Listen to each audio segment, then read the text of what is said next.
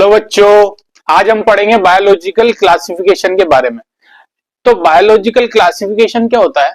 Example के तौर पे जैसे हम रिलायंस मार्ट से या डी मार्ट से कहीं से किराने की दुकान से सामान लेके आते हैं, तो क्या करते हैं, आते ही हम उन चीजों को क्लासिफाइड करने लग जाते हैं, वर्गीकृत करने लग जाते हैं और अलग अलग जगह पे रखते हैं। जैसे किचन का सामान है, सब्जी है, सब्जी वगैरह जो है, दूध अंडे वगैरह हम किचन में रखते हैं। फ्रिज का सामान जो खराब हो जाएगा जैसे ब्रेड बटर वगैरह हम फ्रिज में रखते हैं। और वॉशरूम का सामान जैसे साबुन और शैम्पू वगैरह हम वॉशरूम में रखते हैं। और बेडरूम का सामान बेडरूम में रखते हैं। लिविंग रूम का सामान लिविंग रूम में रखते हैं। तो हमने ये क्या करा, चीजों को क्लासिफाइड कर दिया। एक जगह जो चीजें जिस जगह काम आती थी उस जगह उनको रख दिया। इसी तरह बायोलॉजिकल क्लासिफिकेशन होता है। ऑर्गेनिज्म जो है उनको क्लासिफाइड किया गया है, अलग अलग ग्रुप में रखा गया है, अलग अलग उनकी हैबिटेट या अलग अलग चीजों के आधार पर। इसी के बारे में हम पढ़ेंगे बायोलॉजिकल क्लासिफिकेशन में। तो सबसे पहले बायोलॉजिकल क्लासिफिकेशन में सबसे पहले साइंटिफिक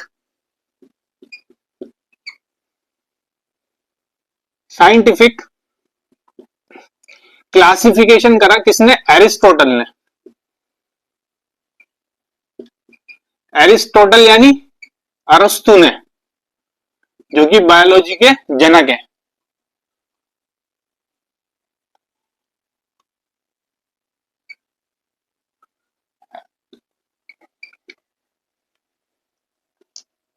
जो क्या है?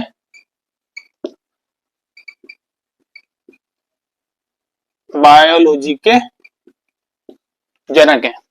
इन्होंने क्या करा, चीजों को दो भागों में बांट दिया। एक का नाम दिया प्लांटी, दूसरे का नाम दिया एनिमेलिया।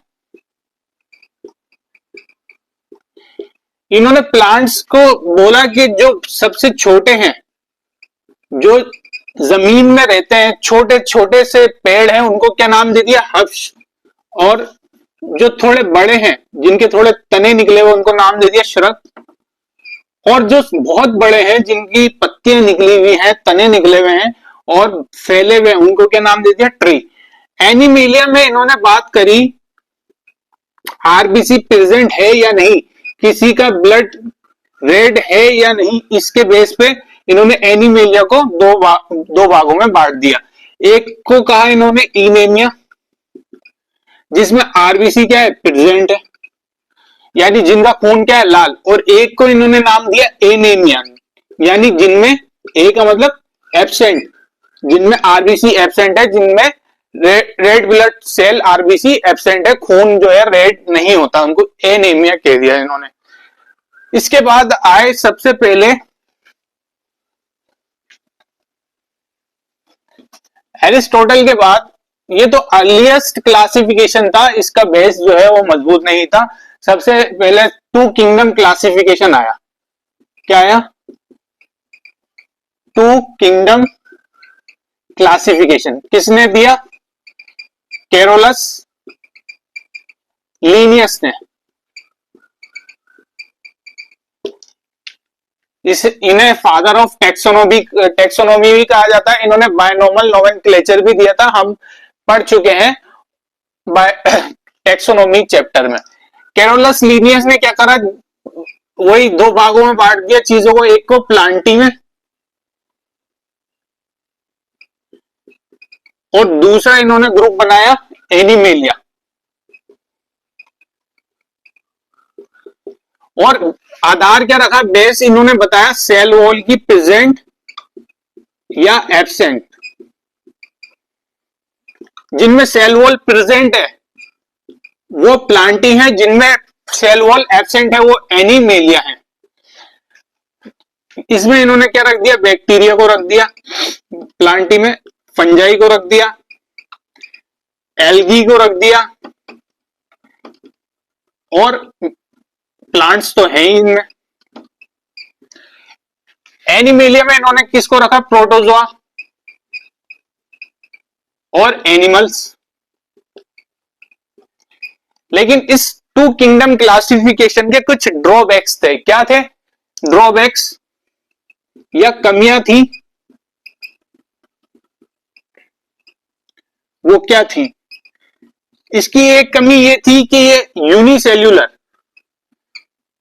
यूनिसेल्यूलर जैसे क्लाइमेडोमोनास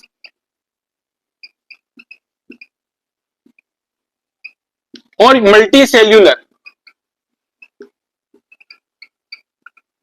जैसे स्पायरोगायरा, दोनों एक यूनिसेल्यूलर है क्लाइडोमोनास और एक मल्टी सेल्यूलर है स्पायरोगायरा।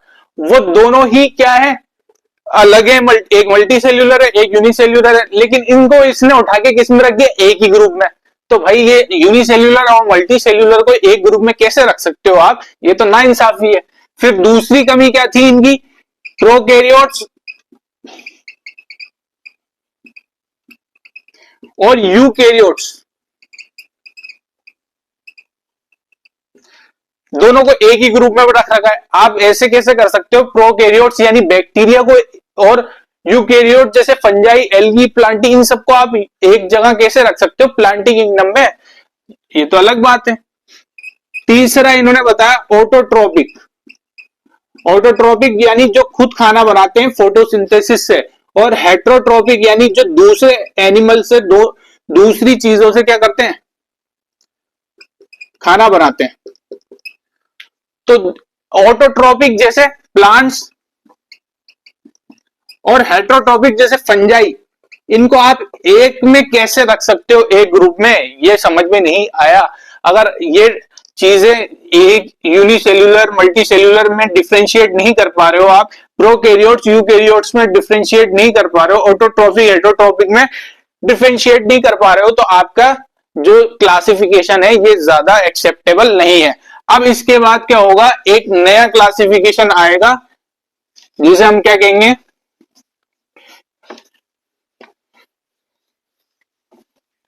जिसे हम कहेंगे थ्री किंगडम क्लासिफिकेशन। ये किसने दिया था? अर्नेस्ट हैकल ने। किसने दिया था? अर्नेस्ट हैकल ने। इन्होंने क्या कहा? प्लांटी किंगडम है ही आपके पास, एनिमेलिया आपके पास है ही पहले से। इन्होंने एक नया किंगडम बना दिया जिसका नाम रखा प्रोटिस्टा। क्या नाम रखा? प्रोटिस्टा। और इसमें सब यूनिसेल्यूलर को डाल दिया। यानी जो ड्रॉबैक था ना यूनिसेल्यूलर और मल्टी सेल्यूलर को आप अलग नहीं कर पा रहे थे, तो इन्होंने अलग कर दिया, सारे यूनिसेल्यूलर को प्रोटिस्टा में डाल दिया। ठीक है, लेकिन अभी भी एक ड्रॉबैक है। वो क्या है? प्रोकैरियोट्स और यूकैरियोट्स को कैसे अलग करें? आपने यूनिसेल्यूलर मल्टी सेल्यूलर को तो अलग कर दिया, लेकिन प्रोकैरियोट्स और यूकैरियोट्स को कैसे अलग करें? तो उसको अलग करने के लिए आया हमारे पास चौथा kingdom, fourth kingdom classification. Four kingdom classification ये किसने दिया? कॉपलैंड ने। और इन्होंने क्या कहा कि प्लांट किंगडम आपके पास है ही, एनिमेलिया किंगडम है ही आपके पास। तीसरा प्रोटिस्टा बन ही गया था, हैकल ने बनाई दिया था प्रोटिस्टा। इन्होंने कहा चौथा मैं बना देता हूं और उसका नाम है मोनेरा। इन्होंने माइकोटा कहा था, लेकिन बाद में इसका नाम बदल के मोनेरा कर दिया गया था। और इसमें इन्होंने रख दिया ऑल प्रोकैरियोट्स। क्या रख दिए? All prokaryotes.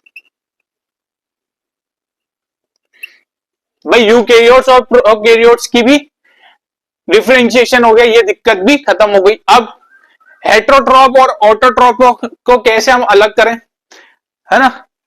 आपने हेट्रोट्रॉप्स और ऑटोट्रॉप्स को कैसे अलग करें? आपने क्या करा है? प्लांटिंग किंगडम में फंजाई को भी रख रखा है, जो क्या है? हेट्रोट्रॉपिक है, प्योरली हेट्रोट्रॉपिक होते हैं।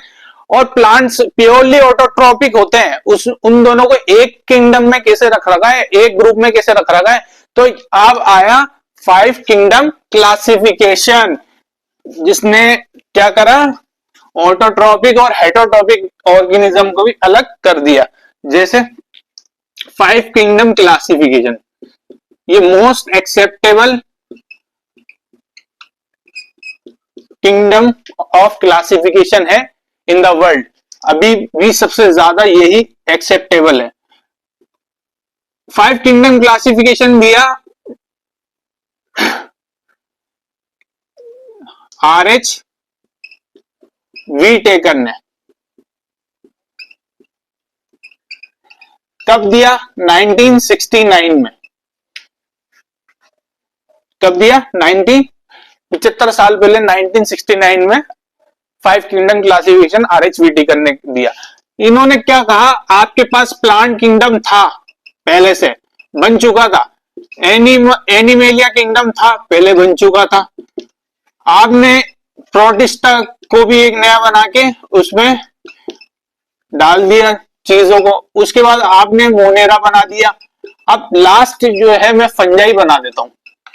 इन्होंने वीटेकर ने क्या कहा, मैं फंजाई बना देता हूं और सारे हेटेरोट्रॉपिक और लोगों को फंजाई में डाल देता हूं।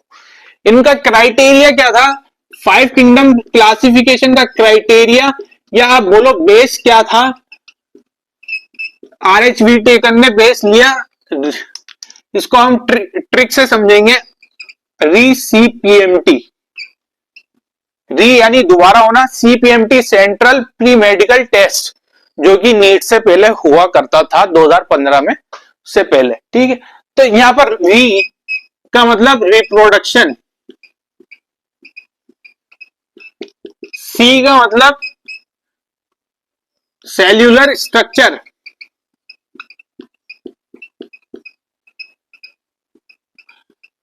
पी का मतलब फाइलोजेनेटिक,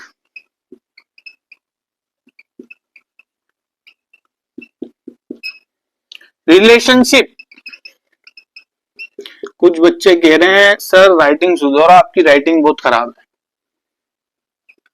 तो राइटिंग खराब नहीं होगी तो लोग कैसे पहचानेंगे हम डॉक्टर हैं? इसके लिए तो राइटिंग खराब होना बनता है। एम से क्या है? Mode of nutrition.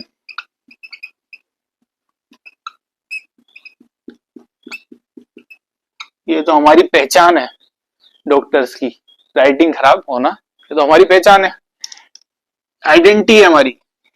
टी मतलब थैलस या बॉडी ऑर्गेनाइजेशन।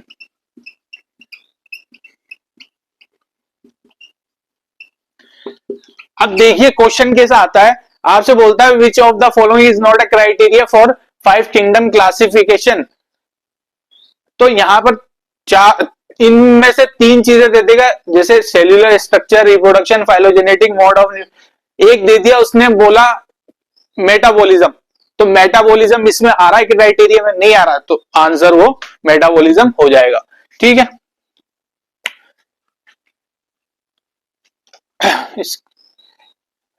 CPMT रिप्रोडक्शन यानी जनन कैसे करते हैं, सेक्सुअल, एसेक्सुअल, सेल्यूलर, एसेल्यूलर। और सेल्यूलर स्ट्रक्चर मतलब कैसा है, यूनिस ये प्रोकैरियोट्स हैं या यूकैरियोट्स हैं। पी मतलब फाइलोजेनेटिक रिलेशन, मतलब कहां से इनकी उत्पत्ति हुई है, कहां से इनके एंसेस्टर मिलते हैं। एम यानी मोड ऑफ न्यूट्रिशन, खाना कैसे बनाते हैं, खुद से बनाते हैं, दूसरों से लेते हैं। टी यानी थैलस, बॉडी ऑर्गेनाइजेशन कैसी है, सेल्यूलर है, यूनिसेल्यूलर है, मल्टी सेल्यूलर है, ऑर्गन्स है या टिश्यू है, या फिर ऑर्गन सिस्टम है। ये चीज, ये इन पांच चीजों पे बेस था इनका RH वीटेकर का, इन्होंने फाइव किंगडम क्लासिफिकेशन दिया। ठीक है, इसके बाद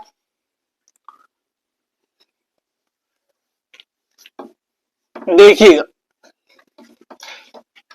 आपके एनसीईआरटी में ये चार्ट दे रखी है, इसको आप अच्छे से रिवाइज करना है, पढ़ना है आपको। फाइव किंगडम दे रखे हैं और फाइव क्राइटेरिया दे रखे हैं। सबसे पहले उन्होंने दे रखा है सेल टाइप, दूसरा उन्होंने दे रखा है सेल वॉल क्राइटेरिया, तीसरा उन्होंने दे रखा है न्यूक्लियर मेम्ब्रेन,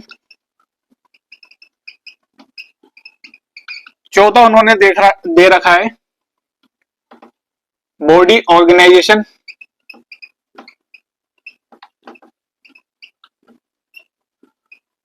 पांचवा उन्होंने दे रखा है मोड ऑफ न्यूट्रिशन।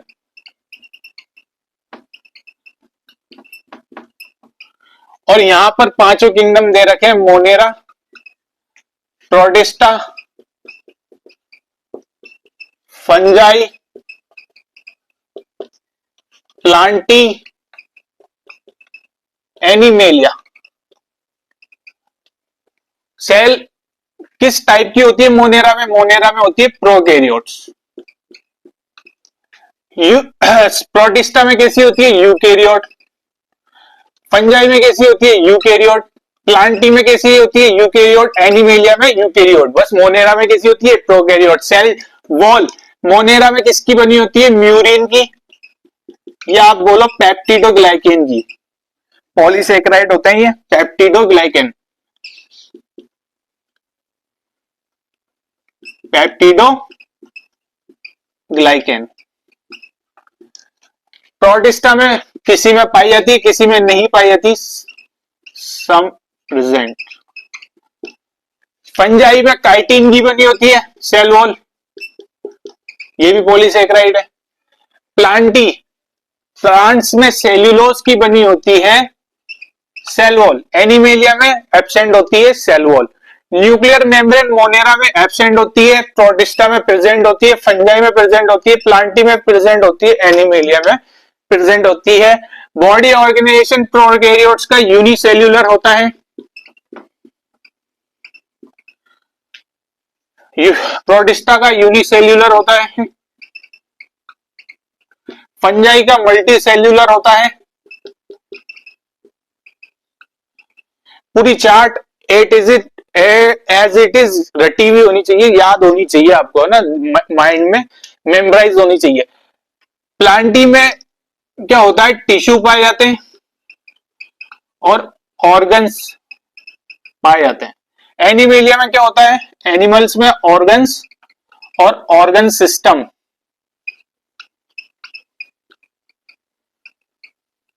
सबसे हाईएस्ट लेवल है ना, इसलिए ऑर्गन सिस्टम पाया जाता है। मोड ऑफ न्यूट्रिशन मोनेरा में ये ऑटोट्रोपिक भी होते हैं मोनेरा, यानी बैक्टीरिया खुद से खाना बनाते हैं। कैसे? फोटोसिंथेसिस करके और कीमोसिंथेसिस करके। भाई प्रकाश, या आप बोले सनलाइट से क्या करते हैं? ये खाना बनाते हैं। कीमोसिंथेसिस करते हैं, केमिकल से खाना बनाते हैं। ये हेट्रोट्रोपिक भी होते हैं, दूसरों से खाना बनाते हैं। ये पैरासिटिक भी होते हैं, दूसरों के ऊपर बैठ जाते हैं जो की तरह और उनसे चिपक के खाना लेते हैं उनसे। पैरासिटिक भी होते हैं, ठीक है। होलोजोइक भी होते हैं, ये खाना पहले निकल लेते हैं और उसके बाद पचाते हैं। ये सब मोड ऑफ न्यूट्रिशन है मोनेरा के। प्रोटिस्टा में ये जो प्रोटिस्टा होते हैं ये ऑटोट्रोपिक भी होते हैं और हेट्रोट्रोपिक भी होते हैं। फंजाई जो है प्योरली हेट्रोट्रोपिक होती है, दूसरों से खाना बनाती है। प्लांट्स क्या होते हैं? प्योरली ऑटोट्रोपिक होते हैं। और एनिमल्स क्या होते हैं? हेट्रोट्रोपिक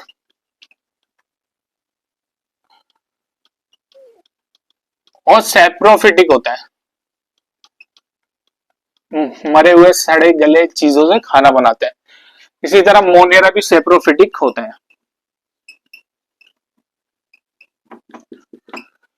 अब यहां से क्वेश्चन कैसे, एमसीक्यू कैसे बनता है कि आपसे पूछता है which of the following has the highest number of mode of nutrition, मतलब सबसे ज्यादा मोड ऑफ न्यूट्रिशन किसमें पाया जाता है? तो आपको चारों एग्जांपल दिया हुआ, मोनेरा, प्रोटिस्टा, फंजाई, प्लांटी। आपको आंसर लगाना है मोनेरा। मोनेरा में ऑटोट्रोपिक भी है, ये फोटोसिंथेसिस भी कर रहा है, कीमोसिंथेसिस भी कर रहा है, हेट्रोट्रोप्स भी है, पैरासिटिक भी है, होलोजोइक भी है, सेप्रोफिटिक। हर न्यूट्रिशन का टाइप इनमें पाया जाता है। फिर आपसे पूछता है कि which of the following has only heterotrophic mode of nutrition, तो आप क्या दोगे आंसर? फंजाई। चार ऑप्शन दिए होंगे, उनमें आंसर क्या दोगे? फंजाई। फंजाई जो है सिर्फ और सिर्फ हेट्रोट्रोपिक न्यूट्रिशन पाया जाता है इनमें, दूसरों से ही खाना बना सकते हैं, अदर कोई ऑप्शन नहीं है इनके पास। इसके बाद आपसे पूछा जाता है which of the following has only autotrophic mode of nutrition, तो आप आंसर दोगे प्लांट ही। प्लांट्स में सिर्फ ऑटोट्रॉपिक ही न्यूट्रिशन पाया जाता है। ठीक है, आज के लिए इतना ही।